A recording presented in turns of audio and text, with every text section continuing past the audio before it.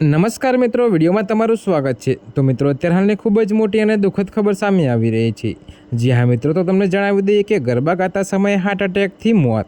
તો મિત્રો, મધ્યપ્રદેશના ખરગોનમાં દુર્ગા મંદિરમાં ગરબા કરતા સમયે 19 વર્ષીય અપરિણિત યુવતીને હૃદય રોગનો હુમલો આવ્યો હતો। તો મિત્રો, તમને વધુમાં એ પણ જણાવી દઈએ કે આ ઘટનાનો વિડીયો સોશિયલ મીડિયા પર વાયરલ થયો છે, જેમાં જોઈ શકાય છે કે તે પોતાના પતિ સાથે ગરબા કરતી જોવા મળે છે। જો કે મિત્રો, તમને વધુમાં એ પણ જણાવી દઈએ કે મળતી માહિતી મુજબ તે દરમિયાન અચાનક તે બેભાન થઈ ગઈ અને જમીન પર ફસડાઈ હતી। જો કે બાદ થોડા સમય પણ તેનું મોત નીપજ્યું હતું।